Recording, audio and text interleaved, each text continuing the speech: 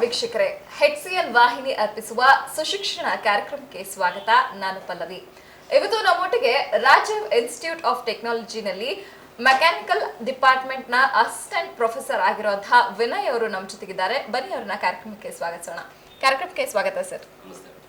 ಹಾಗೇನೆ electronics and communication department assistant professor ಆಗಿ ಕಾರ್ಯನಿರ್ವಹಿಸ್ತಾ ಇರೋ ಅಂಬಿಕಾ ಮೇಡಮ್ ಅವರು ನಮ್ಮ ಜೊತೆಗಿದ್ದಾರೆ. ಬನ್ನಿ ಅವ್ರನ್ನ ಕೂಡ ಕಾರ್ಯಕ್ರಮಕ್ಕೆ ಸ್ವಾಗತ ಮೇಡಮ್. ನಮಸ್ಕಾರ ಮೇಡಮ್, ಮೊದಲಿಗೆ ನಿಮ್ಮ ಕಿರು ಪರಿಚಯ ಮಾಡಿಕೊಡಿ. ಎಷ್ಟು ವರ್ಷದಿಂದ ರಾಜೀವ್ ಇನ್ಸ್ಟಿಟ್ಯೂಟ್ ಆಫ್ ಟೆಕ್ನಾಲಜಿನಲ್ಲಿ ಕಾರ್ಯನಿರ್ವಹಿಸ್ತಾ ಇದ್ದೀರಾ, ನಮ್ಮ ವೀಕ್ಷಕರಿಗೆ ತಿಳಿಸ್ಕೊಡಿ. ರಾಜೀವ್ ತಾಂತ್ರಿಕ ವಿದ್ಯಾಲಯ 2008ರಲ್ಲಿ ಪ್ರಾರಂಭವಾಯಿತು. ಸೊ ಅಲ್ಲಿಂದ 15 ವರ್ಷಗಳ ಕಾಲ ನಾನು ಎಲೆಕ್ಟ್ರಾನಿಕ್ಸ್ ಆ್ಯಂಡ್ ಕಮ್ಯುನಿಕೇಷನ್ ವಿಭಾಗದಲ್ಲಿ ಅಸಿಸ್ಟೆಂಟ್ ಪ್ರೊಫೆಸರ್ ಆಗಿ ಕಾರ್ಯನಿರ್ವಹಿಸ್ತಾ ಇದ್ದೀನಿ. ಸರ್, ನೀವು ಎಷ್ಟು ವರ್ಷದಿಂದ ಕಾರ್ಯನಿರ್ವಹಿಸ್ತಾ ಇದ್ದೀರಾ? 12 ವರ್ಷಗಳಿಂದ ನಾನು ಅಲ್ಲಿ ಮೆಕ್ಯಾನಿಕಲ್ ವಿಭಾಗದಲ್ಲಿ ಕೆಲಸ ಮಾಡ್ತಾ ಇದ್ದೀನಿ. ಸೊ 12 ವರ್ಷದಿಂದ ಕಾರ್ಯನಿರ್ವಹಿಸ್ತಿದ್ರೆ ಹೇಗೆ ಅನ್ನಿಸ್ತಾ ಇದೆ ಕಾಲೇಜಿನಲ್ಲಿ? ಖುಷಿ ಇದೆ ಮೇಡಮ್. ವಿದ್ಯಾರ್ಥಿಗಳ ಜೊತೆ ಪ್ರತಿ ವರ್ಷ ವಿದ್ಯಾರ್ಥಿಗಳು ಬದಲಾಗ್ತಾ ಇರ್ತಾರೆ. ಹಾಗಾಗಿ ಹೊಸ ಮುಖಗಳು ನೋಡ್ತಾ ಇರ್ತೀವಿ. ಅವರು ವೃತ್ತಿ ಜೀವನದಲ್ಲಿ ಒಂದು ಒಳ್ಳೆ ಸ್ಥಾನಕ್ಕೆ ತಲುಪಿದಾಗ ನಮಗೆ ಬಹಳ ಖುಷಿ ಆಗುತ್ತೆ. ನೋಡಿದಾಗ ಖುಷಿ, ಒಳ್ಳೆ ಹುರುಪಿನಿಂದಾನೇ ನಾವು ಕೆಲಸ ಮಾಡ್ತಾ ಇದ್ದೀವಿ. ಖಂಡಿತ ಅದು ತುಂಬಾ ಮುಖ್ಯ ಆಗಿರುತ್ತೆ. ಯಾಕೆಂದ್ರೆ ವರ್ಷ ಹೊಸ ಸ್ಟೂಡೆಂಟ್ಸ್ ನಾವು ನೋಡ್ತಾ ಇರ್ತೀರಾ. ಸೊ ಹೊಸ ಮುಖಗಳನ್ನ ನೀವು ತೀಡಿ ಬೆಳೆಸಿದಾಗ ಅವರು ಒಂದು ಔಟ್ಕಮ್ ತುಂಬಾ ಚೆನ್ನಾಗಿರುತ್ತೆ ಅಂತ ಕೇಳ್ಪಡ್ತೀವಿ. ಹಾಗೇನೆ ಈ ಪ್ರಸ್ತುತ ಇಂಜಿನಿಯರಿಂಗ್ ಪ್ರಾಮುಖ್ಯತೆ ಹೇಗಿದೆ? ಯಾಕೆಂದ್ರೆ ಯಾವ ಪೇರೆಂಟ್ಸ್ ನೋಡಿದ್ರು ನನ್ನ ಮಕ್ಕಳು ಇಂಜಿನಿಯರ್ ಆಗಿರ್ಬೇಕು, ಡಾಕ್ಟರ್ ಆಗ್ಬೇಕು ಅಂತ ಆಸೆ ಪಡ್ತಾರೆ. ಸೊ ಹಾಗಾಗಿ ಇಂಜಿನಿಯರಿಂಗ್ ಪ್ರಾಮುಖ್ಯತೆ ಹೇಗಿದೆ? ಪ್ರಸ್ತುತ ಸನ್ನಿವೇಶದಲ್ಲಿ ಇಂಜಿನಿಯರಿಂಗ್ ಶಿಕ್ಷಣದ ಪ್ರಾಮುಖ್ಯತೆಯನ್ನು ಹೇಳೋದಕ್ಕೆ ತುಂಬಾ ಕಾರಣಗಳಿದೆ. ಒಂದು ಸೇಯಿಂಗ್ ಇದೆ, ಒಂದು ಗಾದೆ ಮಾತು, ಆಡು ಮುಟ್ಟದ ಸೊಪ್ಪಿಲ್ಲ ಅನ್ನೋ ಥರ. ಇವತ್ತಿನ ಸನ್ನಿವೇಶದಲ್ಲಿ ತಂತ್ರಜ್ಞಾನ ತಲುಪದ ಜಾಗ ಇಲ್ಲ ಅಂತಲೇ ಅದಕ್ಕೆ ಒಂದು ವ್ಯಾಖ್ಯಾನ ಕೊಡಬಹುದಾಗಿದೆ. ಬೆಳಿಗ್ಗೆ ಏಳೋದ್ರಿಂದ ಹಿಡಿದು ಸಂಜೆ ರಾತ್ರಿ ಮಲಗೋವರೆಗೂ ಕೂಡ ಒಂದಲ್ಲ ಒಂದು ಹಂತದಲ್ಲಿ ಒಂದಲ್ಲ ಒಂದು ರಂಗದಲ್ಲಿ ನಾವು ಟೆಕ್ನಿಕಲ್ ಗ್ಯಾಜೆಟ್ಸ್ ಮೇಲೆ ಡೆವಲಪ್ ಆಗಿದ್ದೀವಿ.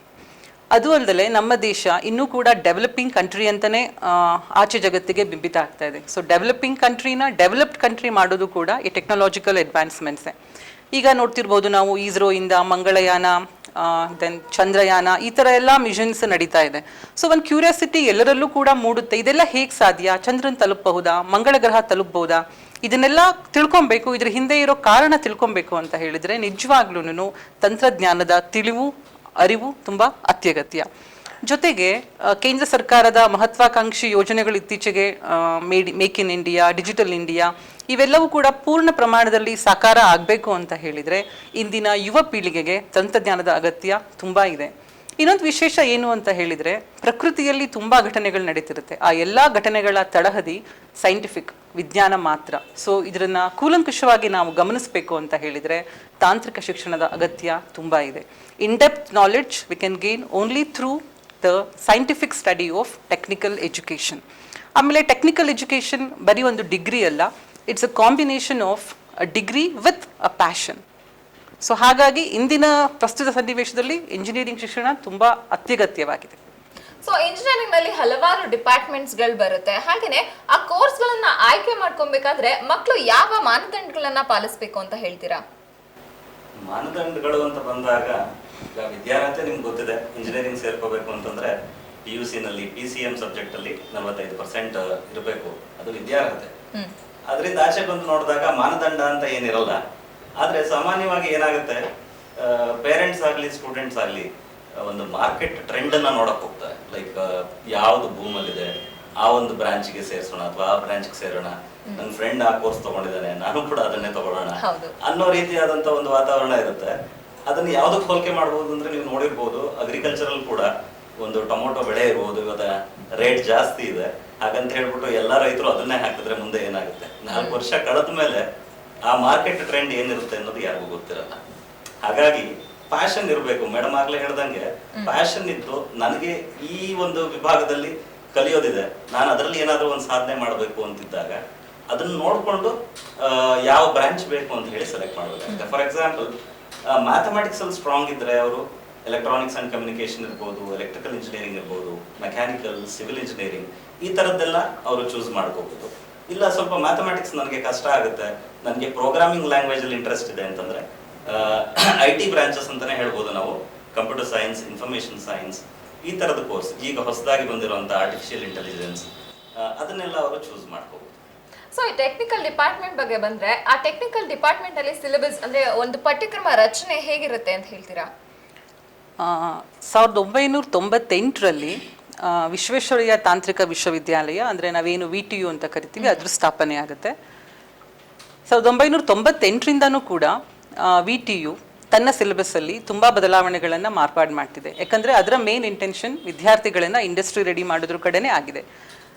ಆದರೆ ಈ ಎಲ್ಲ ಬದಲಾವಣೆಗಳು ತುಂಬ ದೊಡ್ಡ ಮಟ್ಟದಲ್ಲಿ ಕಾಣಿಸ್ಕೊಂಡಿದ್ದು 2014ರಲ್ಲಿ ಔಟ್ಕಮ್ ಬೇಸ್ಡ್ ಎಜುಕೇಷನ್ ಅನ್ನೋ ಕಾನ್ಸೆಪ್ಟ್ ಮುಖಾಂತರ VTU ತನ್ನ ಸಿಲೆಬಸ್ನಲ್ಲಿ ಹೊಸ ಬದಲಾವಣೆಗಳನ್ನ ತಂದಿದೆ. ಅದ್ರ ಮುಖಾಂತರನೇ CBCS choice based credit system ಅನ್ನೋ ಯೋಚನೆ ಕೂಡ ಅನುಷ್ಠಾನಕ್ಕೆ ಬಂತು. ತದನಂತರ 2015ರಲ್ಲಿ, ಆಮೇಲೆ 17, 18, 20, 21, ಈಗ ಹೋದ ವರ್ಷ 22ರಲ್ಲೂ ಕೂಡ ಎಲ್ಲ ತರನಾದ ಸಿಲೆಬಸ್ನಲ್ಲಿ ಹೊಸ ಸಬ್ಜೆಕ್ಟ್ಸ್ನ ಆ್ಯಡ್ ಮಾಡೋ ಮುಖಾಂತರ ಇಂಡಸ್ಟ್ರಿ ರೆಡಿ ಮಾಡೋ ಪ್ರಯತ್ನದಲ್ಲಿದೆ.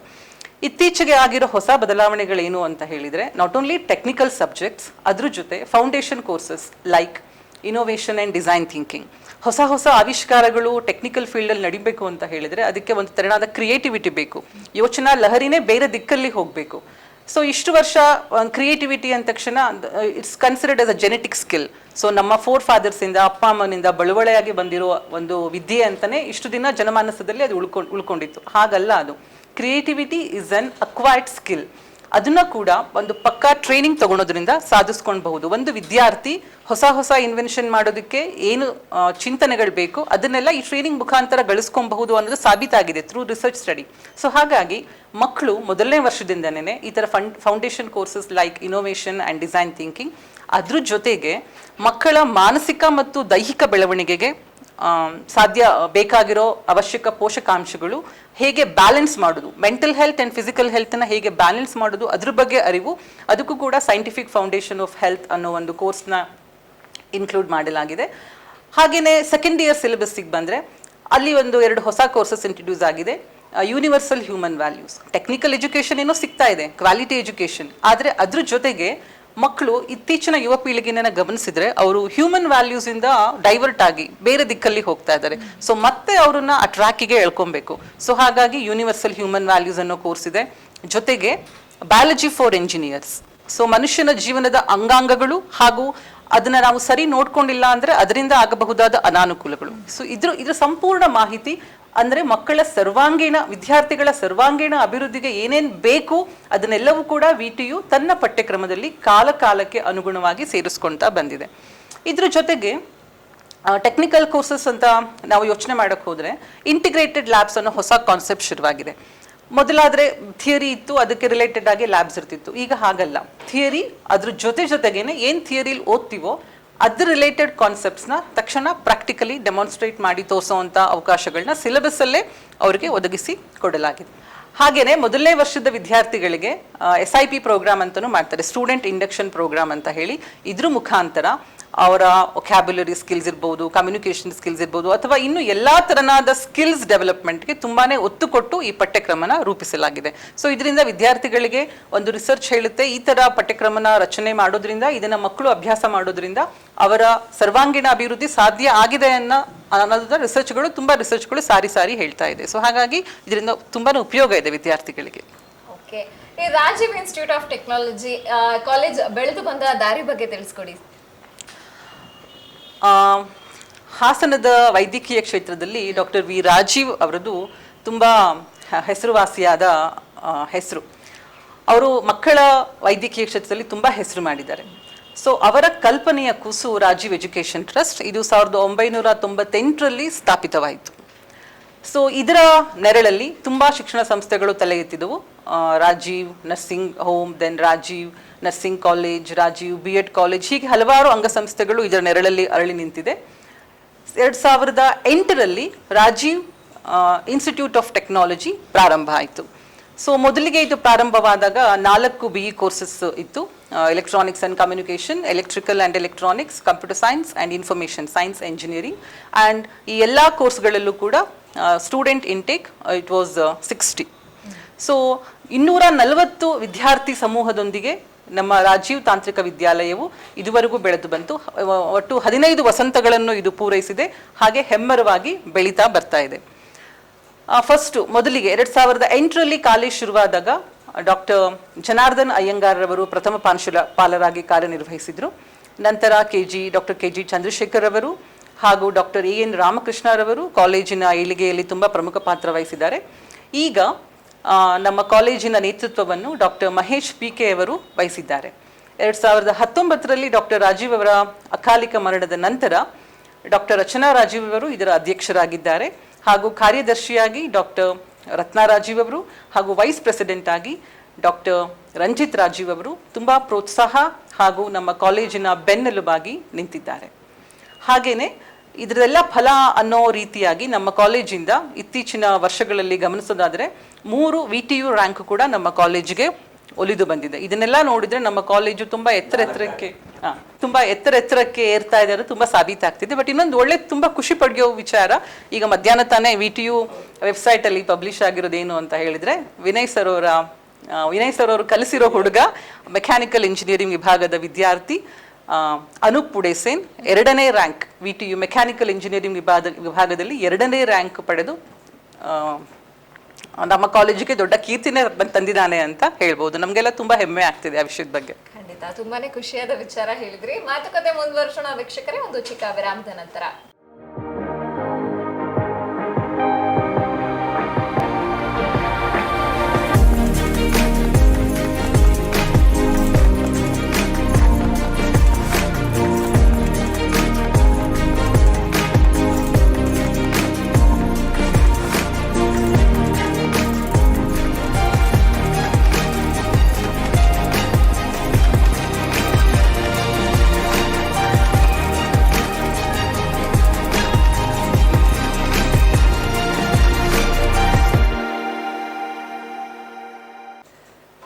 ವಿರಾಮದ ನಂತರ ಕಾರ್ಯಕ್ರಮಕ್ಕೆ ಮತ್ತೊಮ್ಮೆ ಸ್ವಾಗತ. ನಾವು ಮಾತಾಡ್ತಾ ಇದ್ವಿ ರಾಜೀವ್ ಇನ್ಸ್ಟಿಟ್ಯೂಟ್ ಆಫ್ ಟೆಕ್ನಾಲಜಿ ನಲ್ಲಿ 4 ಕೋರ್ಸ್ಗಳು ಅವೈಲೇಬಲ್ ಇದೆ ಸ್ಟಾರ್ಟಿಂಗ್ ನಲ್ಲಿ ಇಂಟ್ರೊಡಕ್ಷನ್ ಮಾಡಿದಾಗ ಅಂತ ಹೇಳಿದ್ರಿ ಮ್ಯಾಮು. ಹಾಗೇನೆ ಸರ್ ಹೇಳ್ತಾರೆ ನಮ್ಗೆ ಈಗ ಅಟ್ ಪ್ರೆಸೆಂಟ್ ಎಷ್ಟು ಕೋರ್ಸಸ್ ಅವೈಲೇಬಲ್ ಇದೆ ಕಾಲೇಜಿನಲ್ಲಿ ಅಂತ ತಿಳಿಸ್ಕೊಡ್ತಾರೆ. ಬನ್ನಿ ಅವ್ರನ್ನ ಮಾತಾಡ್ಸೋಣ.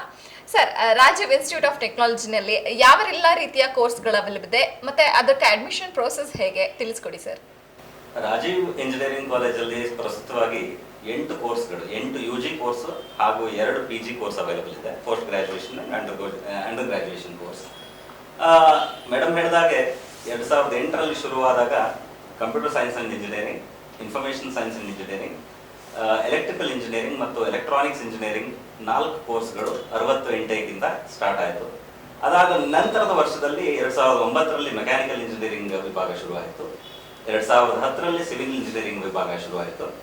ಈಗ ಕಳೆದ ವರ್ಷ ಆರ್ಟಿಫಿಷಿಯಲ್ ಇಂಟೆಲಿಜೆನ್ಸ್ ಹಾಗೂ ಮಷಿನ್ ಲರ್ನಿಂಗ್ ಅನ್ನೋ ಒಂದು ಹೊಸ ಕೋರ್ಸ್ ಕೂಡ ಜಾಯಿನ್ ಆಗಿದೆ. ಮತ್ತು ಈ ವರ್ಷದಿಂದ VLSI ಡಿಸೈನ್ ಅಂಡ್ ಟೆಕ್ನಾಲಜಿ ಅನ್ನೋ ಒಂದು ಕೋರ್ಸನ್ನು ಇಂಟ್ರೊಡ್ಯೂಸ್ ಮಾಡ್ತಾ ಇದ್ವಿ. ಅದರಲ್ಲಿ ಕಂಪ್ಯೂಟರ್ ಸೈನ್ಸ್ ಮತ್ತು ಎಲೆಕ್ಟ್ರಾನಿಕ್ಸ್ ಅಂಡ್ ಕಮ್ಯುನಿಕೇಶನ್ ವಿಭಾಗದಲ್ಲಿ 120 ಇಂಟೇಕ್ ಇದೆ ಪ್ರೆಸೆಂಟ್ಲಿ. ಇನ್ನು ಉಳಿದಿದ್ದ ಬ್ರಾಂಚ್ಗಳಲ್ಲಿ 60 ಇಂಟೇಕ್ ಇದೆ.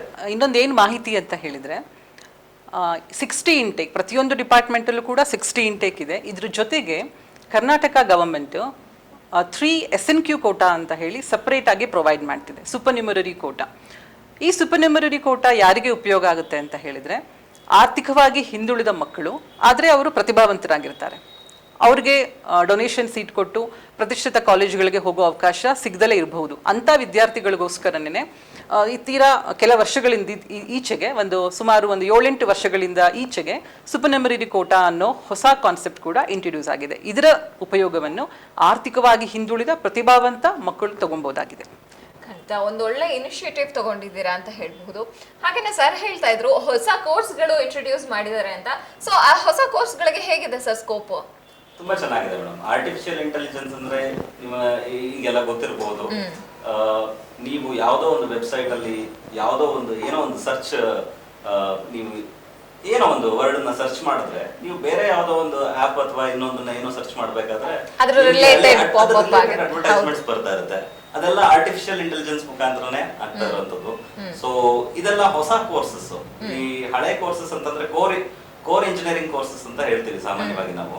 Mechanical engineering, civil engineering, electrical ಇದೆಲ್ಲವೂ ಕೋರ್ ಬ್ರಾಂಚಸ್. ಸೊ ಅದಾದ್ಮೇಲೆ ಅದರಿಂದ ಡಿರೈವ್ ಆಗಿ ಬಂದಿರುವಂತ ಹೊಸ ಕೋರ್ಸಸ್ ಈಗಿನ ಟೆಕ್ನಾಲಜಿ, ಈಗಿನ ಟ್ರೆಂಡ್ಗೆ ತಕ್ಕಂತೆ ಸಿಲೆಬಸ್ ಅನ್ನ ಅದರಲ್ಲಿ ಫ್ರೇಮ್ ಮಾಡಿದ್ದಾರೆ. ಓಕೆ, ಈ ಕೋರ್ಸ್ಗಳು ಮಾಡಿದ ನಂತರ, ಡಿಗ್ರಿ ಪಡೆದುಕೊಂಡ ನಂತರ ಇನ್ ಫ್ಯೂಚರ್ ಗ್ರಾಜುಯೇಷನ್ ಕೋರ್ಸಸ್ ಯಾವ ರೀತಿ ಇದೆ? ಪೋಸ್ಟ್ ಗ್ರಾಜುಯೇಷನ್ ನಮ್ಮಲ್ಲಿ MBA ಇದೆ, ಮಾಸ್ಟರ್ ಆಫ್ ಬಿಸಿನೆಸ್ ಅಡ್ಮಿನಿಸ್ಟ್ರೇಷನ್, ಮತ್ತೆ ಕಂಪ್ಯೂಟರ್ ಸೈನ್ಸ್ ವಿಭಾಗದಲ್ಲಿ MTech ಕೋರ್ಸ್ ಇದೆ, ಕಂಪ್ಯೂಟರ್ ಸೈನ್ಸ್ ಅಂಡ್ ಇಂಜಿನಿಯರಿಂಗ್ ಅಂತ ಹೇಳಿ MTech ಕೋರ್ಸ್. ಅದರಲ್ಲಿ 24 ಸೀಟ್ ಅವೈಲಬಲ್ ಇದೆ MTech ಅಲ್ಲಿ. MBA 60 seats available. MBA ಅಲ್ಲಿ 3 ಸ್ಪೆಷಲೈಸೇಷನ್ ಇದೆ. ಒಂದು HR, ಮಾರ್ಕೆಟಿಂಗ್ ಆ್ಯಂಡ್ ಫಿನಾನ್ಸ್. ಈ 3 ಸ್ಪೆಷಲೈಸೇಷನ್ ಅಲ್ಲಿ ವಿದ್ಯಾರ್ಥಿಗಳು ಯಾವ್ದಾದ್ರು ಒಂದನ್ನ ಚೂಸ್ ಮಾಡ್ಕೊಬಹುದು. ಡ್ಯುಯಲ್ ಸ್ಪೆಷಲೈಸೇಷನ್ ಕೂಡ ಇದೆ. ಒಟ್ಟಿಗೆ 2 ಸ್ಪೆಷಲೈಸೇಷನ್ ತಗೊಂಡು ಎಷ್ಟು ವರ್ಷದ ಕೋರ್ಸ್ ಇರುತ್ತೆ ಇದು post graduation? 2 years course. MTech ಬಹುತೇಕ ಎಲ್ಲಾ ಪೋಸ್ಟ್ ಗ್ರಾಜುಯೇಷನ್ ಕೋರ್ಸಸ್ 2 ವರ್ಷದ ಅವಧಿಗೆ ಅಂತಾನೆ ಸಿದ್ಧ ಆಗಿದೆ. ರಾಜೀವ್ ಇನ್ಸ್ಟಿಟ್ಯೂಟ್ ಆಫ್ ಟೆಕ್ನಾಲಜಿ ಕಾಲೇಜಿನಲ್ಲಿ ಯಾವೆಲ್ಲ ರೀತಿಯ ಫೆಸಿಲಿಟೀಸ್ ಅವೈಲಬಲ್ ಇದೆ ತಿಳಿಸ್ಕೊಡಿ ಸರ್. ಮೇಡಮ್, ನಿಮಗೆ ಗೊತ್ತಿರೋ ಹಾಗೆ ನಮ್ದು ಇಕೋ ಫ್ರೆಂಡ್ಲಿ ಗ್ರೀನ್ ಕ್ಯಾಂಪಸ್. ಪ್ರತಿಯೊಬ್ರು ಹೈವೇ ನಮ್ಮ BM ರೋಡ್ ಅಲ್ಲಿ ಓಡಾಡುವಂತವ್ರು ಸಾಮಾನ್ಯವಾಗಿ ನಮ್ಮ ಕಾಲೇಜ್ ನೋಡಿರ್ತಾರೆ. ಎಕೋ ಫ್ರೆಂಡ್ಲಿ ಗ್ರೀನ್ ಕ್ಯಾಂಪಸ್, ಸುಸಜ್ಜಿತವಾದ class room, technology enabled class rooms ಇದೆ, ಸ್ಟೇಟ್ ಆಫ್ ಆರ್ಟ್ ಲ್ಯಾಬೊರೇಟರೀಸ್ ಇದೆ. ಹಾಗೆ ಗರ್ಲ್ಸ್ ಮತ್ತೆ ಬಾಯ್ಸ್ಗೆ ಸೆಪರೇಟ್ ಹಾಸ್ಟೆಲ್ ವ್ಯವಸ್ಥೆ ಕೂಡ ಇದೆ ವಿತ್ ಅಡ್ವಾನ್ಸ್ಡ್ ಕಿಚನ್. ಅಲ್ಲಿ ಟೆಕ್ನಾಲಜಿ ಯೂಸ್ ಮಾಡಿಕೊಂಡು ಬಹಳ ಸುಸಜ್ಜಿತವಾಗಿ ಹೈಜಿನಿಕ್ ಆಗಿ ಫುಡ್ ಪ್ರಿಪೇರ್ ಮಾಡ್ತಾರೆ. ಅದು ಅಲ್ಲದೆ ಟ್ರಾನ್ಸ್ಪೋರ್ಟೇಷನ್ ಫೆಸಿಲಿಟಿ, ಹಾಸನದ ಎಲ್ಲಾ ಬಡಾವಣೆಗಳಿಗೆ ರೀಚ್ ಆಗೋ ರೀತಿಯಲ್ಲಿ ಬಸ್ ಫೆಸಿಲಿಟಿ ಇದೆ. ದೂರದಿಂದ ಬರೋ ಮಕ್ಕಳಿಗೆ ಬಸ್ ಸ್ಟ್ಯಾಂಡ್ ಹತ್ತಿರದಿಂದ ನಮ್ಮ ಕಾಲೇಜ್ ಬಸ್ ಅಲ್ಲಿ ಅವರು ಕಾಲೇಜ್ಗೆ ರೀಚ್ ಆಗುವಂತ ಫೆಸಿಲಿಟಿ ಕೂಡ ಇದೆ. ಹಾಗೆ 2 ಕ್ಯಾಂಟೀನ್ ಇದೆ ಕ್ಯಾಂಪಸ್ ಒಳಗಡೆ. ಮಕ್ಕಳಿಗೆ ಊಟ ತಿಂಡಿಗೆಲ್ಲ ತೊಂದರೆ ಇಲ್ಲ, ಹೊರಗಡೆ ಹೋಗೋ ಅವಶ್ಯಕತೆ ಇರಲ್ಲ. ಸುಸಜ್ಜಿತವಾದ ರಂಗಮಂದಿರ ಇದೆ, ಗ್ರೌಂಡ್ ಇದೆ, ಸ್ಪೋರ್ಟ್ಸ್ ಆಕ್ಟಿವಿಟೀಸ್ಗೆಲ್ಲದಕ್ಕೂ ಅವಕಾಶ ಇದೆ ಅಲ್ಲಿ. ಇನ್ನೊಂದು ವಿಶೇಷ ಏನು ಅಂದರೆ ನಮ್ಮ ಕಾಲೇಜಿನ ಲೈಬ್ರರಿ ಮತ್ತು ರೆಫರೆನ್ಸ್ ಸೆಕ್ಷನ್. ನಮ್ಮ ಕಾಲೇಜಿನ ಲೈಬ್ರರಿಯಲ್ಲಿ ಸುಮಾರು 27,000 books, technical books as well as non technical books availability ಇದೆ, ಅಂಡ್ 7,000 ಟೈಟಲ್ಸ್. ಅದ್ರ ಜೊತೆಗೆ VTU ಕನ್ಸಾರ್ಟಿಯಂ ಮೆಂಬರ್ಶಿಪ್ ನಮ್ಮ ಕಾಲೇಜ್ ತಗೊಂಡಿರೋದ್ರಿಂದ ನಮ್ಮ ಕಾಲೇಜಿನ ವಿದ್ಯಾರ್ಥಿಗಳು ಹತ್ತತ್ರ 6,000ಕ್ಕಿಂತೂ ಜಾಸ್ತಿ ಈ ಜರ್ನಲ್ಸ್ನ ಎಕ್ಸೆಸ್ ಮಾಡಬಹುದು. ಅದಕ್ಕೋಸ್ಕರನೇ ಡಿಜಿಟಲ್ ಲೈಬ್ರರಿ ಪ್ರಾವಿಷನ್ ಕೂಡ ಮಕ್ಕಳಿಗೆ ಇದೆ. ಇದ್ರ ಜೊತೆಗೆ ಹಾಗೆ 24/7 ವೈಫೈ ವ್ಯವಸ್ಥೆ ಕೂಡ ಇದೆ. ಸೊ ಹಾಗಾಗಿ ಮಕ್ಕಳು ಮೇಡಮ್ ಹೇಳಿದಾಗೆ ಈ ಕನ್ಸಾರ್ಟಿಯಮ್ದು ಜರ್ನಲ್ಸ್ ಇರ್ಬೋದು ಅಥವಾ ಬೇರೆ ಯಾವುದೇ ಒಂದು ಕೋರ್ಸ್ ಮಟೀರಿಯಲ್ಸ್ನ ಆಕ್ಸೆಸ್ ಮಾಡೋದಕ್ಕೆ ಅವಕಾಶ ಇದೆ, ವೈಫೈ ಪ್ರೊವೈಡ್ ಮಾಡಿರೋದ್ರಿಂದ. ಸೊ ಈಗ ನೀವು ಹೇಳಿದ್ರಿ ಸ್ಪೋರ್ಟ್ಸ್ ಆಕ್ಟಿವಿಟೀಸ್ ಎಲ್ಲ ಇದೆ ಅಂತ, ಅದೇ ರೀತಿ ಪಠ್ಯೇತರ ಸಿಲೆಬಸ್ ಪಠ್ಯೇತರ ಯಾವೆಲ್ಲ ರೀತಿ ಆಪರ್ಚುನಿಟೀಸ್ ಚಟುವಟಿಕೆಗಳಿದೆ ಸರ್? ಪಠ್ಯೇತರ ಅಂತ ಬಂದ್ರೆ ಮೊದಲನೇದಾಗಿ ಟೆಕ್ನಿಕಲ್ ಆಗಿ ಹೋಗೋಣ. ಹಲವಾರು ಕಾನ್ಫರೆನ್ಸ್ಗಳಿಗೆ, ವರ್ಕ್ಶಾಪ್ಗಳಿಗೆ, ಸೆಮಿನಾರ್ಗಳಿಗೆ ನಮ್ಮ ವಿದ್ಯಾರ್ಥಿಗಳನ್ನ ನಾವು ಹೊರಗಡೆ ಕಳಿಸ್ಕೊಡ್ತೀವಿ. ಹಾಗೆ ನಾವು ನಮ್ಮ ಕಾಲೇಜಲ್ಲೂ ಕೂಡ ಒಂದು ಕಾನ್ಫರೆನ್ಸ್, ನ್ಯಾಷನಲ್ ಕಾನ್ಫರೆನ್ಸ್ ಇರ್ಬೋದು, ಇಂಟರ್ನ್ಯಾಷನಲ್ ಕಾನ್ಫರೆನ್ಸ್ ಇರ್ಬೋದು, ವರ್ಕ್ಶಾಪ್ಸ್ ಇರ್ಬೋದು, ಅಥವಾ ಎಕ್ಸ್ಪರ್ಟ್ಸ್, ಇಂಡಸ್ಟ್ರಿ ಎಕ್ಸ್ಪರ್ಟ್ಸ್ ಇಂದ ಟೆಕ್ನಿಕಲ್ ಟಾಕ್ಗಳನ್ನ ಕೊಡಿಸೋದಿರ್ಬೋದು, ಈ ರೀತಿಯಾದ ಚಟುವಟಿಕೆಗಳನ್ನ ನಡೆಸ್ತೀವಿ. ಅದಲ್ಲದೆ ಕಲ್ಚರಲ್ ಆಕ್ಟಿವಿಟೀಸ್, VTU ಇಂದ ನಡೆಯುವಂತ ಕಲ್ಚರಲ್ ಆಕ್ಟಿವಿಟೀಸ್ ಮತ್ತೆ VTU ಸ್ಪೋರ್ಟ್ಸ್ಗೆ ನಮ್ಮ ಸ್ಟೂಡೆಂಟ್ಸ್ನ ಕಳಿಸ್ಕೊಡ್ತೀವಿ. ಹಾಗೆ ನಮ್ಮ ಕಾಲೇಜಲ್ಲಿ ಆನ್ಯುವಲ್ ಡೇ ಸೆಲೆಬ್ರೇಷನ್ ಸ್ವರಿತ್ ಅಂತ ಹೇಳಿ ಕಳೆದ ವರ್ಷ ಮಾರ್ಚ್ ಅಲ್ಲಿ ನಡೀತು. 1 ವಾರ ಸತತವಾಗಿ ನಾವು ಆನ್ಯುವಲ್ ಡೇ ಫಂಕ್ಷನ್ ಮಾಡ್ತೀವಿ. ವಿದ್ಯಾರ್ಥಿಗಳೆಲ್ಲರೂ ಅದರಲ್ಲಿ ಬಹಳ ಸಂತಸದಿಂದ ಭಾಗವಹಿಸ್ತಾರೆ. ಕೊನೆಯ ದಿನ ವಿಜಯ್ ಪ್ರಕಾಶ್ ಅವರ ಸಂಗೀತ ಸಂಜೆ ಏರ್ಪಡಿಸಿದ್ವಿ. ಎಲ್ಲವೂ ತುಂಬಾ ಸಕ್ಸಸ್ಫುಲ್ ಆಗಿ ಮೂಡ್ ಬಂತು. ಹಾಗೆ ಸ್ಪೋರ್ಟ್ಸ್ಗೂ ಕೂಡ ತುಂಬಾ ಅವಕಾಶ ಇದೆ. ನಮ್ಮಲ್ಲಿ already karate champion, international level ಅಲ್ಲಿ ಕರಾಟೆನಲ್ಲಿ ಫಸ್ಟ್ ಪ್ರೈಸ್ ತಗೊಂಡಿರುವಂತ ಸ್ಟೂಡೆಂಟ್ ಸಿವಿಲ್ ವಿಭಾಗದಿಂದ ಅನುಷಾ ಅಂತ ಹೇಳಿ ಅಲ್ಲಿವರೆಗೂ ರೀಚ್ ಆಗಿದ್ದಾರೆ ಅನ್ನೋದು ನಮ್ಮ ಖುಷಿ ವಿಚಾರ, ಹಾಗೇನೆ ಹೆಮ್ಮೆ ವಿಚಾರ ಅಂತ ಕೂಡ ಹೇಳಬಹುದು. ಪ್ರತಿ ವರ್ಷ ನಡೆಯೋ VTU ಅಥ್ಲೆಟಿಕ್ ಮೀಟ್ನಲ್ಲಿ ನಮ್ಮ ಕಾಲೇಜಿನ ವಿದ್ಯಾರ್ಥಿಗಳು ತುಂಬಾ ಖುಷಿಯಿಂದ ಭಾಗವಹಿಸಿ 1-2 ಮೆಡಲ್ಗಳನ್ನ ತಗೊಂಡು ಬರ್ತಾನೆ ಇದ್ದಾರೆ ಪ್ರತಿ ವರ್ಷನೂ. ಓಕೆ, ಮಕ್ಕಳ ಒಂದು ಏನು ಕರಿಯರ್ ಬಿಲ್ಡ್ ಮಾಡೋದಕ್ಕೆ ರಾಜೀವ್ ಕಾಲೇಜ್ ಯಾವೆಲ್ಲ ರೀತಿ ಸ್ಟ್ರಾಟಜಿನ ಉಪಯೋಗಿಸ್ತದೆ ಅಂತ ಹೇಳ್ಬಹುದು? ಒಂದು ವಿಷಯ ಏನು ಹೇಳಬೇಕು ಇಲ್ಲಿ ಅಂದರೆ, ಕೆರಿಯರ್ ಬಿಲ್ಡ್ ಮಾಡ್ಕೊಳೋದು 1-2 ದಿನ ಅಥವಾ 1-2 ವರ್ಷಗಳಲ್ಲಿ ಆಗೋ ಕೆಲಸ ಅಲ್ವೇ ಅಲ್ಲ. ವಿದ್ಯಾರ್ಥಿಗಳು ಅವರು ಎಂಜಿನಿಯರಿಂಗ್ ಕಾಲೇಜ್ ಸೇರಿದಾಗಿಂದನೂ ಕೂಡ ಕೆರಿಯರ್ ಬಿಲ್ಡ್ ಮಾಡ್ಕೊಳೋ ದಿಕ್ಕಿನ ಕಡೆ ಅವರು ಶ್ರಮ ವಹಿಸಲೇಬೇಕು. ಸೊ ಹಾಗಾಗಿ ಈ ದಿಕ್ಕಲ್ಲಿ ನಮ್ಮ ಕಾಲೇಜು ಕೂಡ ತುಂಬ ಪ್ರಯತ್ನ ಪಡ್ತಾ ಇದೆ. ಮೊದಲನೇ ವರ್ಷದಲ್ಲಿ ಮಕ್ಕಳಿಗೆ ಸಾಫ್ಟ್ ಸ್ಕಿಲ್ ಟ್ರೈನಿಂಗ್ ಅದನ್ನು ಕೊಡ್ತೀವಿ. ಸಾಫ್ಟ್ ಸ್ಕಿಲ್ ಟ್ರೈನಿಂಗ್ ಅಂತ ಹೇಳಿದರೆ ಯೂಶ್ವಲಿ ಕಮ್ಯುನಿಕೇಷನ್ ಮೀಡಿಯಾ ಇಂಗ್ಲೀಷ್ ಆಗಿರೋದ್ರಿಂದ ಆ ವಿದ್ಯಾರ್ಥಿಗಳ ಕಮ್ಯುನಿಕೇಷನ್ ಸ್ಕಿಲ್ಸ್ ಇಂಪ್ರೂವ್ ಮಾಡೋದಾದ್ರೂ ಆಗಿರಬಹುದು. ಕಮ್ಯುನಿಕೇಷನ್ ಸ್ಕಿಲ್ಸ್ ಯಾವಾಗ ಇಂಪ್ರೂವ್ ಆಗುತ್ತೆ ಅಂದರೆ ಅವ್ರ ವೊಕ್ಯಾಬ್ಯುಲರಿ ಬಿಲ್ಡ್ ಆದಾಗ. ಸೊ ಹಾಗಾಗಿ ಹೇಗೆ ವೊಕ್ಯಾಬ್ಯುಲರಿ ಬಿಲ್ಡ್ ಮಾಡಬಹುದು ಇದ್ರ ಬಗ್ಗೆ ಎಲ್ಲ ಮಕ್ಕಳಿಗೆ ನಾವು ತಿಳುವಳಿಕೆ ಕೊಡ್ತೀವಿ. ದೇ ಪರ್ಸನಾಲಿಟಿ ಡೆವಲಪ್ಮೆಂಟ್, ಅವ್ರ ಪರ್ಸನಾಲಿಟಿನ ಗ್ರೂಮ್ ಮಾಡಬೇಕು. 4 ವರ್ಷದಲ್ಲಿ ಅವರು ಒಂದು ಕೆರಿಯರ್ನ ಆಪ್ಟ್ ಮಾಡ್ಕೊಬೇಕಂತ ಹೇಳಿದ್ರೆ ಅವ್ರ ಕೆರಿಯರ್, ಅವರ ಪರ್ಸನಾಲಿಟಿ ತುಂಬಾ ಗ್ರೂಮ್ ಆಗಿರಬೇಕು. ಸೊ ಹಾಗಾಗಿ personality development sessions like engaging the students in group discussions, quizzes, ಸೆಮಿನಾರ್ಸಲ್ಲಿ ಪಾರ್ಟಿಸಿಪೇಟ್ ಮಾಡೋದಿರ್ಬೋದು. ಈ ಥರ ಎಲ್ಲ ಆ್ಯಕ್ಟಿವಿಟೀಸ್ಗೆ ಎನ್ಕರೇಜ್ ಮಾಡಿ ಸ್ಟೂಡೆಂಟ್ಸ್ನ ನಾವು ಅವ್ರ ಪರ್ಸನಾಲಿಟಿ ಡೆವಲಪ್ಮೆಂಟ್ ಆ್ಯಕ್ಟಿವಿಟೀಸ್ ಮಾಡ್ತಿದ್ದೀವಿ. 3ನೇ ವರ್ಷದಿಂದ ಮಕ್ಕಳಿಗೆ ಕಂಪನಿ ಸ್ಪೆಸಿಫಿಕ್ ಟ್ರೈನಿಂಗ್ ಶುರುವಾಗುತ್ತೆ. ಈ TCS, ಇನ್ಫೋಸಿಸ್ ಪ್ರತಿಯೊಂದು ಕಂಪನಿಗೂ ಕೂಡ ಅವರ ಇಂಟರ್ವ್ಯೂನ ಕ್ರ್ಯಾಕ್ ಮಾಡಬೇಕು ಅಂದರೆ ಒಂದು ಸ್ಪೆಸಿಫಿಕ್ ಪ್ಯಾಟ್ರನ್ ಇರುತ್ತೆ. ಸೊ ಆ ಪ್ಯಾಟ್ರನ್ನಲ್ಲಿ ಮಕ್ಕಳಿಗೆ ಟ್ರೈನಿಂಗ್ ಕೊಟ್ಟು ನಾವು ಅವ್ರನ್ನ ಎನೇಬಲ್ ಮಾಡ್ತಿದ್ದೀವಿ.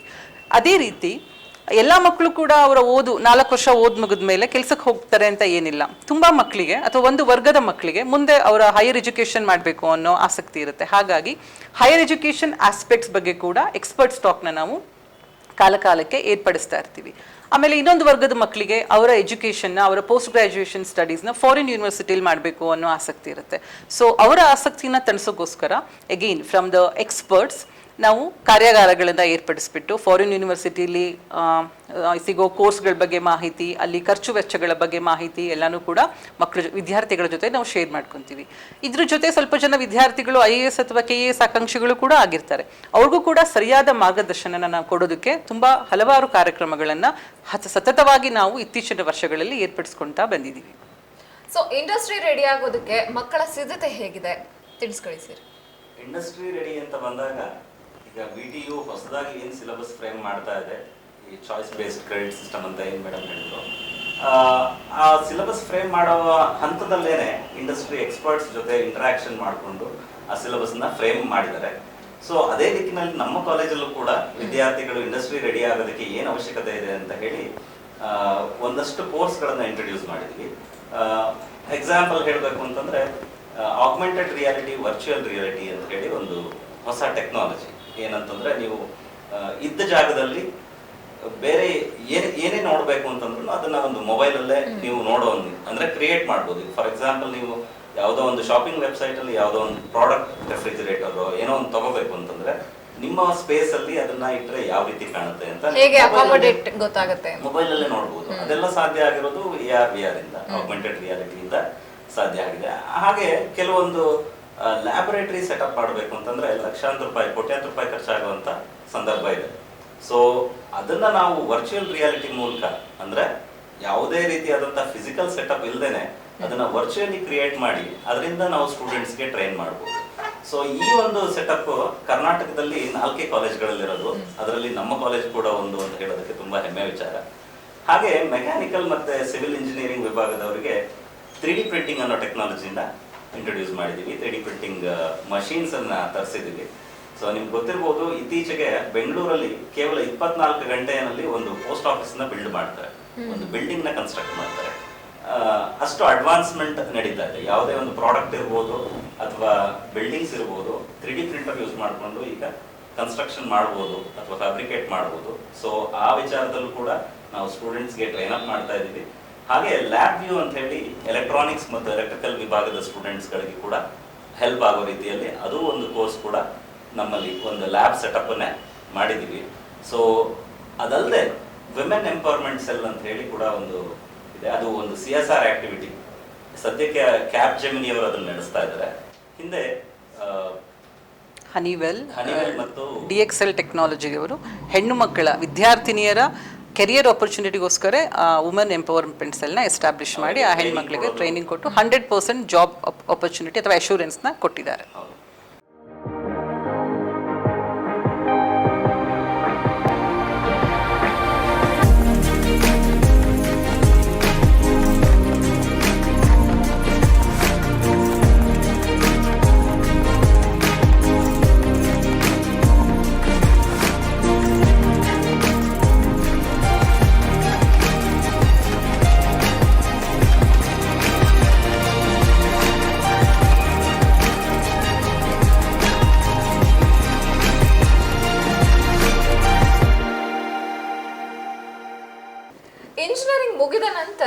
ಯಾವುದೇ ಒಂದ್ ರೀತಿ ಸ್ಕಿಲ್ ಡೆವಲಪ್ಮೆಂಟ್ ಕೋರ್ಸಸ್ ಆಗಿರ್ಬೋದು ಅವೆಲ್ಲ ಮಾಡೋದು ಅವಶ್ಯಕತೆ ಇದೆಯಾ? ಯಾಕೆಂದ್ರೆ ಅದೊಂದ್ ರೀತಿ ಟ್ರೆಂಡ್ ಆಗೋಗ್ಬಿಟ್ಟಿದೆ.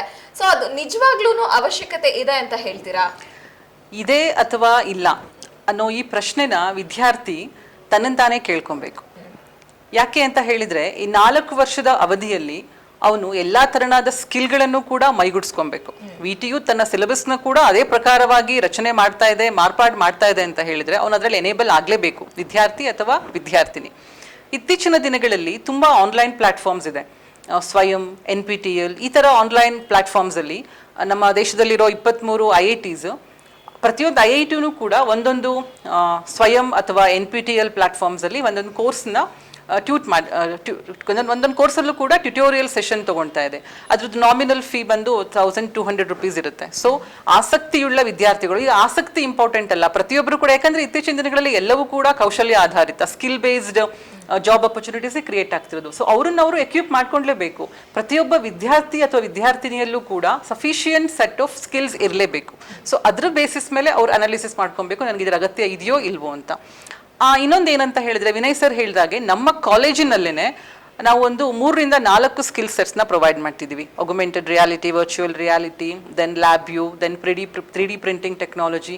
ಇದ್ರದ್ದು ಸದುಪಯೋಗನೂ ಕೂಡ ವಿದ್ಯಾರ್ಥಿಗಳು ಪಡ್ಕೊಂಡ್ರೆ ಅವ್ರಿಗೆ ಮತ್ತೆ ಮುಂದಿನ ದಿನಗಳಲ್ಲಿ ಅವ್ರ ಕೋರ್ಸ್ ಮುಗಿದ ಮೇಲೆ ಯಾವುದೋ ಒಂದು ಕೋರ್ಸ್, ಇನ್ನೊಂದು ಯಾವುದೋ ಬೇರೆ ತರನಾದ ಕೋರ್ಸ್ ಅವರ ಸ್ಕಿಲ್ನ ಎನ್ಹಾನ್ಸ್ ಮಾಡ್ಕೊಳೋದಕ್ಕೆ ಮಾಡಬೇಕು ಅನ್ನೋ ಅಗತ್ಯ ಬೀಳೋದಿಲ್ಲ. ಯಾಕಂದ್ರೆ ಈ ತರ ಹೆಚ್ಚುವರಿ ಕೋರ್ಸ್ಗಳಿದು 4 ವರ್ಷದಲ್ಲೇ ಕೂಡ ಅವ್ರಿಗೆ ಬೇಕಾಗಿರೋ ಎಲ್ಲ ನಾಲೆಡ್ಜ್ ಕೂಡ ಸಿಗ್ತಿದೆ. ಅದ್ರ ಮೇಲೂ ಕೂಡ ಅವ್ರು ಕೋರ್ಸ್ ಮಾಡ್ಕೊಬೇಕು ಅಂದ್ರೆ ಒಂದು ವಿಶೇಷವಾದ ಕಾರಣ ಇರಬೇಕು. ಈಗ ಅವರು ಡೊಮೇನ್ನ ಚೇಂಜ್ ಮಾಡಬೇಕು. ಫಾರ್ ಎಕ್ಸಾಂಪಲ್, ಈಗ ಅವರು ENC ಓದಿದ್ದಾರೆ, ENC ನೆಕ್ಸ್ಟ್ ಅವರು VLSI ಡೊಮೇನಲ್ಲಿ ಎಕ್ಸ್ಪರ್ಟೈಸ್ ಆಗಬೇಕು. ENCಯಲ್ಲಿ ಒಂದು 2-3 ಸಬ್ಜೆಕ್ಟ್ಸ್ ಅಷ್ಟೇ VLSI ಮೇಲೆ ಓದ್ತಾರೆ. ಇಲ್ಲ ಅವರು ನಾನು ಕೋರ್ ಕಂಪನೀಸ್ಗೆ ಹೋಗಬೇಕು ಅಂತ ಹೇಳಿದಾಗ ಆಗ ಅವರು VLSI ಡೊಮೇನ್ ಮೇಲೆ ಒಂದು ಹೆಚ್ಚುವರಿ ಕೋರ್ಸ್ ಮಾಡ್ಕೊಳ್ಳೋದ್ರಲ್ಲಿ ಏನೂ ತಪ್ಪಿಲ್ಲ. ಬೇಕಾಗತ್ತೆ. ಸುಮ್ಮನೆ ಏನೋ ಮಾಡ್ತಾರೆ, ಫ್ರೆಂಡ್ಸ್ ಮಾಡ್ತಾರೆ ಅಥವಾ ಬೇರೆಯವ್ರು ಮಾಡ್ತಾರೆ ಅನ್ನೋ ಕಾರಣಕ್ಕೋಸ್ಕರ ಒಂದು ಕೋರ್ಸ್ನ ಸೇರ್ಕೊಳೋದ್ರಲ್ಲಿ ಏನು ಹೆಚ್ಚುಗಾರಿಕೆ ಇಲ್ಲ. ಇದರಿಂದ ಸುಮ್ಮನೆ ಆರ್ಥಿಕ ಹೊರೆ ಅವ್ರಿಗೆ ಜಾಸ್ತಿ ಆಗುತ್ತೆ ಅಷ್ಟೇ. ಅದ್ರ ಬದಲು ಕಾಲೇಜಲ್ಲಿ ಏನೇನು ವಿಶೇಷ ಈ ತರ ಆಡ್ ಆನ್ ಕೋರ್ಸಸ್ ಇದೆ ಅದ್ರ ಉಪಯೋಗನ ಅವರು ಪಡ್ಕೊಳ್ಬೇಕು.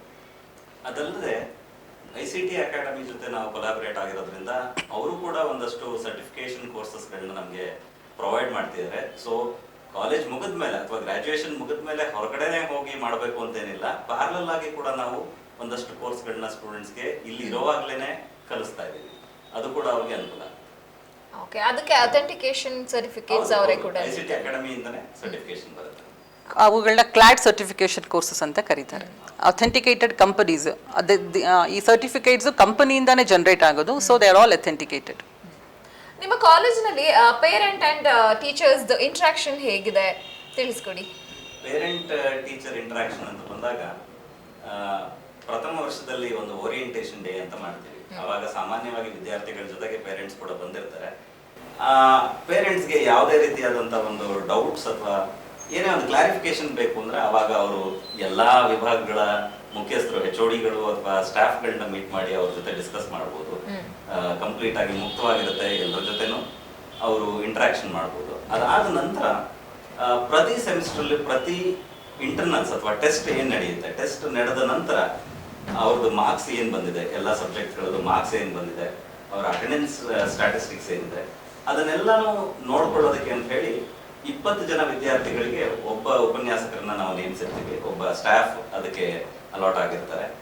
ಅವರು ಆ 20 ಜನ ಸ್ಟೂಡೆಂಟ್ಸ್ದು ಆಗುಹೋಗುಗಳನ್ನ ನೋಡ್ಕೋತಾ ಇರ್ತಾರೆ. ಅಂದ್ರೆ ಅವ್ರದ್ದು ಅಟೆಂಡೆನ್ಸ್ ಪರ್ಸೆಂಟೇಜ್ ಇರ್ಬೋದು ಅಥವಾ ಯಾವ ಸಬ್ಜೆಕ್ಟ್ ಅಲ್ಲಿ ಅವರು ವೀಕ್ ಇದ್ದಾರೆ, ವೀಕ್ ಸ್ಟೂಡೆಂಟ್ಸ್ ಯಾರು, ಸ್ವಲ್ಪ ಚೆನ್ನಾಗಿ ಓದುವಂತ ಸ್ಟೂಡೆಂಟ್ಸ್, ಅಂದ್ರೆ ಅದನ್ನ ನೋಡಿ ನಾವು ಅವರನ್ನ ಡೆವಲಪ್, ಈಗ for example weak students identify ಮಾಡಿದ್ರೆ ಅವ್ರನ್ನ ಇಂಪ್ರೂವ್ ಮಾಡ್ಲಿಕ್ಕೆ ಏನ್ ಮಾಡ್ಬೋದು, ಆ ತರದ್ದೆಲ್ಲ ಒಂದು ಪ್ರಾಕ್ಟರಿಂಗ್ ಸಿಸ್ಟಮ್ ನಮ್ಮಲ್ಲಿದೆ. ಸೊ ಅಲ್ಲಿ ಪೇರೆಂಟ್ಸ್ ಅವಶ್ಯಕತೆ ಇದ್ರೆ ಪೇರೆಂಟ್ಸ್ ನ ಖುದ್ದಾಗಿ ಕರೆಸಿ ಮಾತಾಡಿ ಅವ್ರ ಜೊತೆ ಇಂಟ್ರಾಕ್ಷನ್ ಮಾಡುವಂತ ಪದ್ಧತಿ ಕೂಡ. ಈಗ ಮೊದಲಾದ್ರೆ ರಿಸಲ್ಟ್ ನ ಒಂದು ಪರ್ಸೆಂಟೇಜ್ ರೀತಿನಲ್ಲಿ ಕೊಡ್ತಾ ಇದ್ರು, ಇವಾಗ ಗ್ರೇಡ್ಸ್ ಮುಖಾಂತರ ಕೊಡ್ತಾ ಇದ್ದಾರೆ. ಸೊ ಇದರಿಂದ ಒಂದು ರಿಸಲ್ಟ್ ಅನಾಲಿಸಿಸ್ ಹೇಗೆ ಪರಿವರ್ತನೆ ಆಗಿದೆ ಅಂತ ಹೇಳ್ತೀರಾ? ಅದ್ರ ಬಗ್ಗೆ ತಿಳಿಸ್ಕೊಡ್ತೀರಾ? ಮೊದಲು VTU ತನ್ನ ಫಲಿತಾಂಶವನ್ನ ಪರ್ಸೆಂಟೇಜ್ ಮುಖಾಂತರ ನೀಡ್ತಾ ಇತ್ತು. ನಾನು ಮೊದಲೇ ಹೇಳಿದ ಹಾಗೆ 2014ರಲ್ಲಿ ಔಟ್ಕಮ್ ಬೇಸ್ಡ್ ಎಜುಕೇಷನ್ ಅಂದರೆ ಟೀಚರ್ ಸೆಂಟ್ರಿಕ್ ಇಂದ ಸ್ಟೂಡೆಂಟ್ ಸೆಂಟ್ರಿಕ್ ಆಗೋದು ಕಡೆ ಯೂನಿವರ್ಸಿಟಿ ಕಾಲಿಡ್ತಾ ಇದೆ. ಸೊ ಈ ಥರ ಪರಿವರ್ತನೆ ಆದಾಗ ಪರ್ಸೆಂಟೇಜ್ ಇಂದ ಸಿ ಜಿ ಪಿ ಎ ಅಂತ ಹೇಳಿದ್ರೆ ಅಥವಾ SGPA ಅಂದರೆ semester grade point accumulation. So in terms of grades the results are given in terms of grades, not in terms of percentage. ಇದು ಯಾಕೆ ಅಂತ ಹೇಳಿದರೆ, ಮೊದಲು ಎಲ್ಲ ಫಲಿತಾಂಶಗಳನ್ನು ಎಲ್ಲ ರಿಸಲ್ಟ್ಸ್ನು ಕೂಡ ಒಂದು ಆಬ್ಸಲ್ಯೂಟ್ ಗ್ರೇಡಿಂಗ್ ಪದ್ಧತಿ ಮೇಲೆ ಮೆಷರ್ ಮಾಡ್ತಾ ಇದ್ರು. ಆದರೆ ಮುಂದುವರಿದ ಯೂನಿವರ್ಸಿಟಿ, ಈಗ ಹೊರದೇಶಗಳಲ್ಲಿರೋ ಯೂನಿವರ್ಸಿಟಿಗಳಲ್ಲಿ ಆಬ್ಸಲ್ಯೂಟ್ ಗ್ರೇಡಿಂಗ್ ಪದ್ಧತಿ ಹೋಗಿ ತುಂಬ ವರ್ಷಗಳೇ ಆಗೋಗಿದೆ. ಅಲ್ಲೆಲ್ಲ ಸಿಗೋ ಗ್ರೇಡಿಂಗ್ ಪದ್ಧತಿ ರಿಲೇಟಿವ್ ಗ್ರೇಡಿಂಗ್. ಅಂದರೆ ಈಗ ಒಂದು ಕ್ಲಾಸಲ್ಲಿ ಒಂದು 60 ಜನ ವಿದ್ಯಾರ್ಥಿಗಳಿದ್ದಾರೆ ಅಂತ ಹೇಳಿದರೆ, ಅದರಲ್ಲಿ ಟಾಪ್ ಸ್ಕೋರರ್ ಒಂದು 80 ಸ್ಕೋರ್ ಮಾಡಿರ್ತಾರೆ, ಲೀಸ್ಟ್ ಸ್ಕೋರ್ ಒಂದು 20 ಇರುತ್ತೆ. ಆವಾಗ ಟಾಪ್ ಸ್ಕೋರ್ಗೆ grade A and the least scorer the grade, for example ABCD ಅಂತ ಗ್ರೇಡ್ ಇದೆ, top scorer A grade and the least scorer will be awarded with D. ಇನ್ನೊಂದು ಕ್ಲಾಸಲ್ಲಿ ಅಥವಾ ಇನ್ನೊಂದು ಗ್ರೂಪ್ ಆಫ್ ಸ್ಟೂಡೆಂಟ್ಸಲ್ಲಿ top scorer 90 and the least scorer 30 ಇದ್ರೆ 90 will become A grade and 30 will become D grade. So ಈ ಥರ relative grading, ಪ್ರತಿಯೊಬ್ಬರ performance ಕೂಡ ಇನ್ನೊಬ್ಬ ಸ್ಟೂಡೆಂಟ್ ಅಥವಾ ಇನ್ನೊಬ್ಬ ವಿದ್ಯಾರ್ಥಿ ಏನು ಪರ್ಫಾರ್ಮ್ ಮಾಡಿದ್ದಾನೆ ಕಂಪ್ಯಾರಿಸನ್ ಅದ್ರ ಬೇಸಿಸ್ ಮೇಲೆ ಆಗಿದೆ. ಇತ್ತೀಚೆಗೆ ನಡೀತಿರೋ ಎಲ್ಲ ಕಾಂಪಿಟೇಟಿವ್ ಎಕ್ಸಾಮ್ಸಲ್ಲೂ ಕೂಡ ಇದೇ ರಿಲೇಟಿವ್ ಗ್ರೇಡಿಂಗ್ ಪದ್ಧತಿನ ಕಾಣಬಹುದು. ಹಾಗೆ ಇವ್ಯಾಲ್ಯೂಯೇಷನ್ ಸಿಸ್ಟಮ್ನ ಅನಾಲಿಸಿಸ್ ಮಾಡಿದರೆ ನಾವು ಇವಾಗ ಮೊದಲು ಪರ್ಸೆಂಟೇಜ್ 89 ಅಂದರೆ ಅದು 89ನೇ, ಸೊ ಎಲ್ಲ ಕಾಲಕ್ಕೂ ಅದು 89 ಆಗ್ತಿತ್ತು. ಆದರೆ ಈಗ ಏನಾಗ್ತಿದೆ ಅಂತ ಹೇಳಿದರೆ, ಇನ್ ಟರ್ಮ್ಸ್ ಆಫ್ ಟೆನ್ಸ್ ಅದನ್ನು ಡಿವೈಡ್ ಮಾಡಿದ್ದಾರೆ. ಸೊ 81 to 90 ಅವ್ರ ಮಾರ್ಕ್ಸ್ ಬಂತು ಅಂತ ಹೇಳಿದರೆ that will be given as grade 9. ಇದು ಯಾಕೆ ಅಂತ ಹೇಳಿದರೆ, ಒಬ್ಬೊಬ್ಬರು ಇವ್ಯಾಲ್ಯೂಯೇಟರ್ ಮನಸ್ಥಿತಿ ಒಂದೊಂದು ಥರ ಇರುತ್ತೆ. ಈಗ ಒಬ್ಬರು ಇವ್ಯಾಲ್ಯೂಯೇಟರ್ ಮಾಡಿದರೆ ಒಂದು ಸ್ಟೂಡೆಂಟ್ ಆನ್ಸರ್ ಸ್ಕ್ರಿಪ್ಟ್ನ ಅವ್ರಿಗೆ ಒಂದು 82 ಮಾರ್ಕ್ಸ್ ಬರಬಹುದು. ಇನ್ನೊಬ್ರು ಇವ್ಯಾಲ್ಯೂಯೇಟರ್ ಅದೇ ಕ್ವಶನ್ ಆನ್ಸರ್ ಪೇಪರ್ನ ಇವ್ಯಾಲ್ಯೂಯೇಟ್ ಮಾಡಿದಾಗ 89 ಬರಬಹುದು. So usually 5 to 6 marks difference ನಾವು ಯೂಶುವಲಿ ಕಾಣ್ತೀವಿ. ಸೊ ಅದು ಎಲ್ಲೋ ಕಡೆ ವಿದ್ಯಾರ್ಥಿಗಳಿಗೆ ಇಂಜಸ್ಟಿಸ್ ಆಗ್ತಾ ಇರಬಹುದೇನೋ ಅನ್ನೋದನ್ನ ಮನಗಂಡು VTU ಯೂನಿವರ್ಸಿಟಿ ದೀಸ್ ಗ್ರೇಡಿಂಗ್ ಪದ್ಧತಿಯಲ್ಲಿ ಅದರ ರಿಸಲ್ಟ್ನ ಅನೌನ್ಸ್ ಮಾಡ್ತಿದೆ. ಸೊ 81 to 90 ಎಷ್ಟೇ ಮಾರ್ಕ್ಸ್ ಬಂದರೂ ಕೂಡ ಅದರದ್ದು grade will be considered as 9. ಹಾಗೇನೆ ಇದ್ರ ಜೊತೆಗೆ ಪ್ರತಿಯೊಂದು ಸಬ್ಜೆಕ್ಟ್ಗೂ ಕೂಡ ಅವುಗಳದ್ದು ಮೆಜರ್ಮೆಂಟ್ ಈ ಇತ್ತೀಚಿನ ದಿನಗಳಲ್ಲಿ ಕ್ರೆಡಿಟ್ಸ್ ಮುಖಾಂತರ ನಡೀತಾ ಇದೆ. ಅದು ಒಂದೊಂದು ಡಿಪಾರ್ಟ್ಮೆಂಟ್ಗೆ ಕೋರ್ ಸಬ್ಜೆಕ್ಟ್ಸ್ ಅಥವಾ ಫಂಡಮೆಂಟಲ್ ಸಬ್ಜೆಕ್ಟ್ಸ್ ಆಗಿದ್ರೆ ಅವಕ್ಕೆ ಕ್ರೆಡಿಟ್ಸ್ 4 ಕೊಡೋದು, ಲ್ಯಾಬೊರೇಟರಿ ಕೋರ್ಸಸ್ಗಾದರೆ 2 ಕ್ರೆಡಿಟ್ಸ್ ಕೊಡೋದು, ಇಂಟಿಗ್ರೇಟೆಡ್ ಕೋರ್ಸಸ್ಗಾದರೆ again theory plus lab 4 courses ಕೊಡೋದು, ಅಥವಾ ಇಂಟರ್ಡಿಸಿಪ್ಲಿನರಿ ಕೋರ್ಸಸ್ನ ಮಕ್ಕಳು ಓದ್ತಾ ಇದ್ದಾರೆ ಅಂತ ಹೇಳಿದರೆ ಅದಕ್ಕೆ 3 ಕ್ರೆಡಿಟ್ಸ್. ಹೀಗೆ ಪ್ರತಿಯೊಂದು ಸಬ್ಜೆಕ್ಟ್ಸ್ದು ಕೂಡ measurements will be done in terms of credits. So all together at the end of 8th semester students ಅವರು 160 ಕ್ರೆಡಿಟ್ಸ್ನ ಗೇನ್ ಮಾಡಲೇಬೇಕು. ಅವರು ABCD ಯಾವುದಾದ್ರೂ ಗ್ರೇಡ್ ಪಡ್ಕೊಂಡಿದ್ರು ಕೂಡ 160 ಕ್ರೆಡಿಟ್ಸ್ನ ಅವರು ಅರ್ನ್ ಮಾಡಲೇಬೇಕು. ಈ ಥರ ಒಂದು ಮೌಲ್ಯಮಾಪನ ಪದ್ಧತಿಯನ್ನು VTU ಜಾರಿಗೆ ತಂದಿದೆ. ಮಾತುಕತೆ ಮುಂದುವರಿಸೋಣ ವೀಕ್ಷಕರೇ, ಒಂದು ಚಿಕ್ಕ ವಿರಾಮದ ನಂತರ.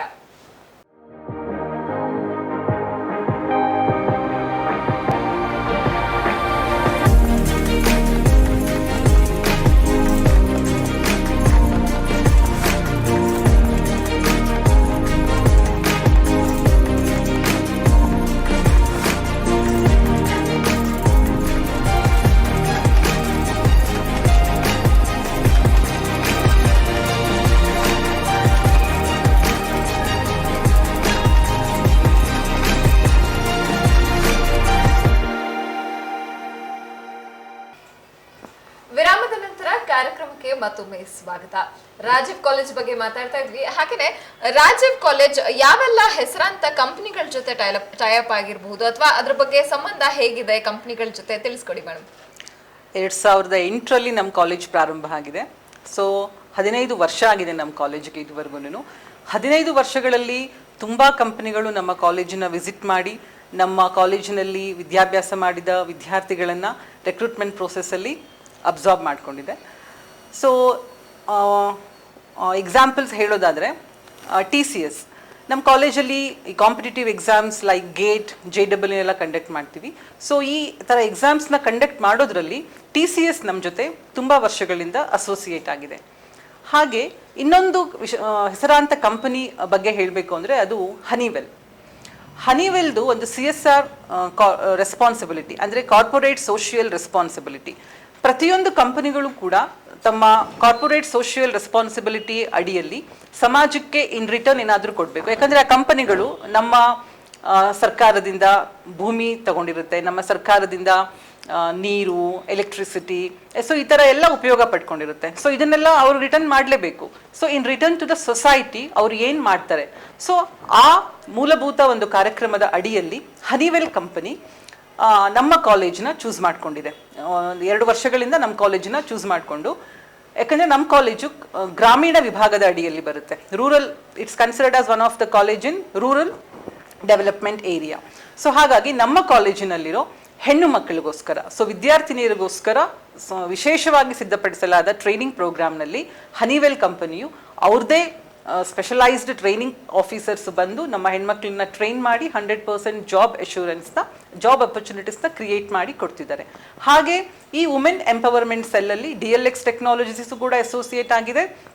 ಇದೆಲ್ಲವೂ ಕೂಡ ಸಾಧ್ಯ ಆಗಿರೋದು ನಮ್ಮ ಪ್ಲೇಸ್ಮೆಂಟ್ ಪಾರ್ಟ್ನರ್ ICT ಅಕಾಡೆಮಿ ಇವರ ವತಿಯಿಂದ ಇದೆಲ್ಲ ಸಾಧ್ಯ ಆಗ್ತಾ ಇದೆ.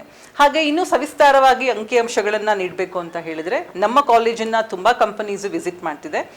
Wipro, Infosys, Capgemini, TCS, Cognizant, then Global Edge, then Robosoft, QSpiders, ಹೀಗೆ ತುಂಬ ಕಂಪನಿಗಳ ಜೊತೆ ನಮ್ಮ ಒಡನಾಟ ತುಂಬ ಚೆನ್ನಾಗಿದೆ. 2022ರಲ್ಲಿ ನಮ್ಮ ಕಾಲೇಜಿನ ಕ್ಯಾಂಪಸ್ ಡ್ರೈವ್ಗೋಸ್ಕರನೇ ವಿಸಿಟ್ ಮಾಡಿದ ನಮ್ಮ ಕ್ಯಾಂಪಸ್ ಡ್ರೈವ್ಗೋಸ್ಕರನೇ ನಮ್ಮ ಕಾಲೇಜಿನ ವಿಸಿಟ್ ಮಾಡಿರೋ ಕಂಪನಿಗಳು 50ಕ್ಕಿಂತ ಹೆಚ್ಚಿದೆ.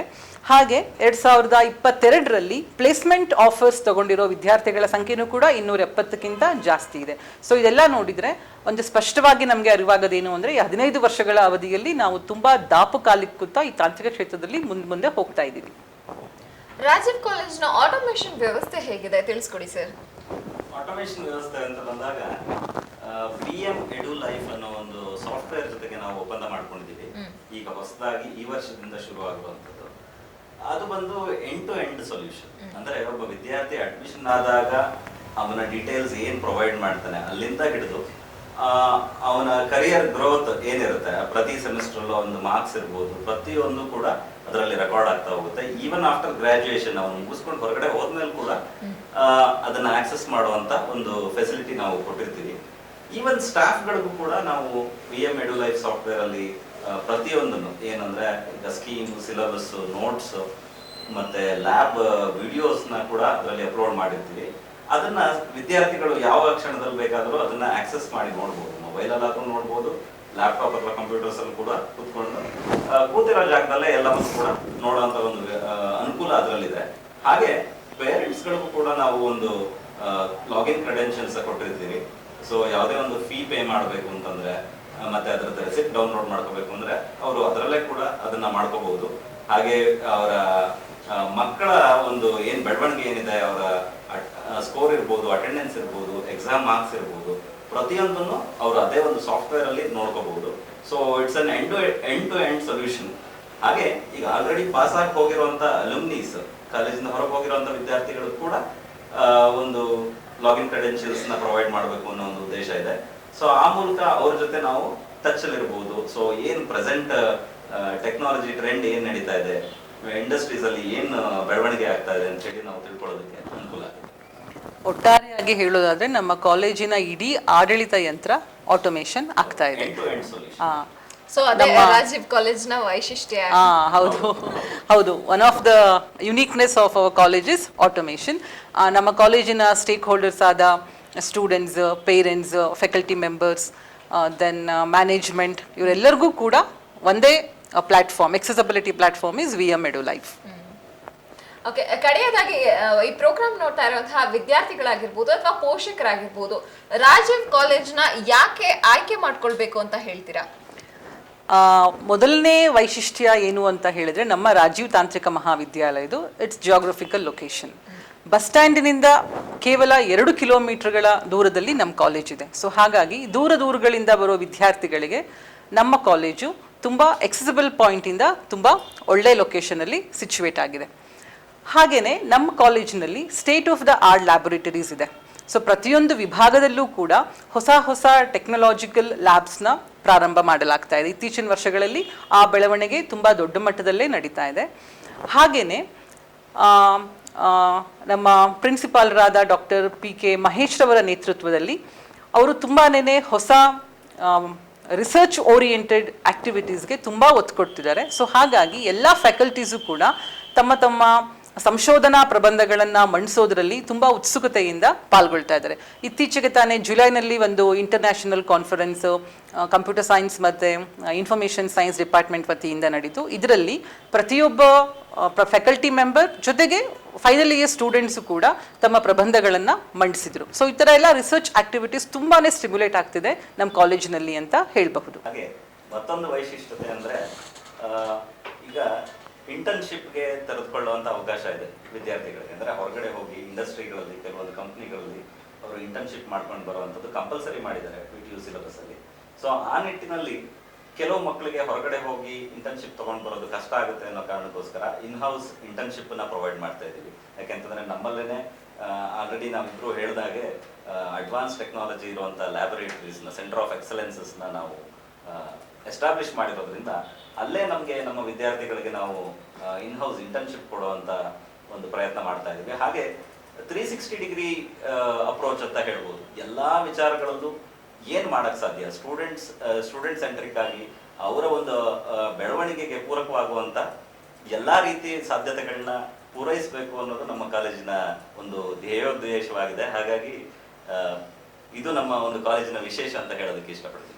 ಇದು ರಾಜೀವ್ ಡಾಕ್ಟರ್ ಅವರ ಕನಸು ಕೂಡ ಆಗಿತ್ತು. ಆ ಕನಸನ್ನ ನನಸು ಮಾಡೋದ್ರ ಕಡೆ ನಾವೆಲ್ಲರೂ ಕೂಡ ಶ್ರಮ ವಹಿಸಿ ಮುಂದೆ ಹೆಜ್ಜೆ ಹಾಕ್ತಾ ಇದ್ದೀವಿ. ಕಡೆಯದಾಗಿ ನಮ್ಮ ವೀಕ್ಷಕರಿಗೆ ಏನ್ ಹೇಳಕ್ ಇಷ್ಟಪಡ್ತೀರಾ? ಒಂದು ಉತ್ತಮ ಶಿಕ್ಷಣ, ತಾಂತ್ರಿಕ ಶಿಕ್ಷಣ ಬೇಕು ಅಂತಂದ್ರೆ ಖಂಡಿತವಾಗಿ ನೀವು ನಿಮ್ಮ ಮಕ್ಕಳನ್ನ ರಾಜೀವ್ ತಾಂತ್ರಿಕ ವಿದ್ಯಾಲಯಕ್ಕೆ ಸೇರಿಸಿ ಅವರ ಒಂದು ಬೆಳವಣಿಗೆಗೆ ಒಂದು ನಮ್ಮ ಕಾಲೇಜಿನಿಂದ ಕೂಡ ಒಂದು ಕೊಡುಗೆಯನ್ನು ನಾವು ನೀಡ್ತೀವಿ ಅಂತ ಹೇಳ್ತಾರೆ.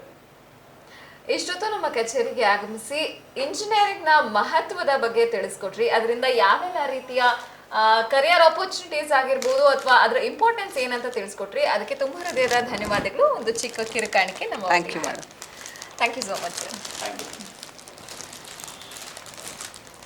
ನೋಡಿದ್ರಲ್ಲ ವೀಕ್ಷಕರೇ, ಎಷ್ಟೊತ್ತು ರಾಜೀವ್ ಇನ್ಸ್ಟಿಟ್ಯೂಟ್ ಆಫ್ ಟೆಕ್ನಾಲಜಿನಲ್ಲಿ ಅಸಿಸ್ಟೆಂಟ್ ಪ್ರೊಫೆಸರ್ ಆಗಿ ಕಾರ್ಯನಿರ್ವಹಿಸ್ತಾ ಇರುವಂತಹ ಅಂಬಿಕಾ ಮೇಡಮ್ ಹಾಗೆಯೇ ವಿನಯ್ ಸರ್ ಅವರು ನಮ್ಮ ಜೊತೆಗಿದ್ರು.